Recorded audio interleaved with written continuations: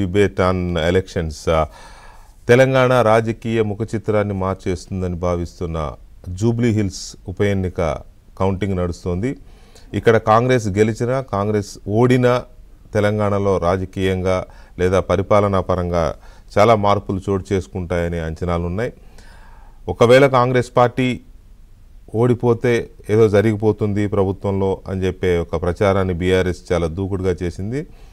కానీ కాంగ్రెస్ అంటూ గెలిస్తే రెట్టించిన ఉత్సాహంతో ఇంకొన్ని పథకాలను తీసుకురావడము, ఉన్న పథకాలను అమలు చేయడము, రేవంత్ రెడ్డి దూకుడు ఇంకొంచెం దూకుడుగా సాగే అవకాశం ఉంది, ఆయన స్పీడ్ పెంచే అవకాశం ఉంటుంది ఈ ఉప ఎన్నికలో గెలిస్తే అనే అంచనాలు ఉన్నాయి. ఇక బీహార్ విషయానికి వస్తే దేశ రాజకీయాల్లో బీహార్ ఎన్నికల ఫలితాలు కీలక మలుపు తీసుకుంటాయి, కీలక మలుపును సృష్టిస్తాయని చెప్పి భావిస్తున్నారు.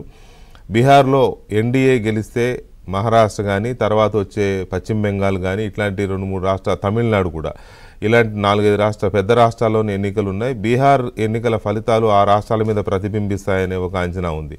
బీహార్లో ఎన్డీఏ ఓడిపోతే ఆ ఇంపాక్ట్ కూడా ఈ రాష్ట్రాల మీద ఉంటుంది. కాంగ్రెస్ పార్టీ దాని మిత్రపక్షాలు పుంజుకుంటాయనే అంచనాలు ఉన్నాయి. కానీ ఇప్పటి వరకు మనకు వస్తున్న ఫలితాలు చూస్తే ఒకసారి జూబ్లీ హిల్స్ చూస్తే జూబ్లీ హిల్స్లో కాంగ్రెస్ పార్టీ అంచనాలకు తగ్గట్టుగానే ఎగ్జిట్ పోల్స్ చెప్పినట్టుగానే కాంగ్రెస్ పార్టీ అభ్యర్థి నవీన్ యాదవ్ ముందంజలో ఉన్నారు. మూడో రౌండ్ ముగిసేసరికి దాదాపుగా 2000 పైచిలకు ఓట్ల ఆధిక్యంలో ఉన్నట్టు ఇప్పటి వరకు అందుతున్న అప్డేట్స్ మనకి చెప్తున్నాయి. అలాగే బీహార్లో ఎన్డీఏ చాలా దూకుడుగా ఉంది. దాదాపు 172 స్థానాలు, అంటే మ్యాజిక్ ఫిగర్ 122 అక్కడ, కానీ 172 స్థానాల్లో దూసుకుపోతుంది. కాంగ్రెస్ ఒక రకంగా చెప్పాలంటే సాగు దెబ్బతింది. అక్కడ 60 స్థానాల్లో పోటీ చేసిన కాంగ్రెస్ కేవలం 16 స్థానాల్లోనే ఆధిక్యత కనబరుస్తోంది. అలాగే ఆర్జేడీలో ములాయం సింగ్ యాదవ్ పార్టీ ఆర్జేడీ 49 స్థానాల్లో మాత్రమే ఆధిక్యతను చూపిస్తోంది.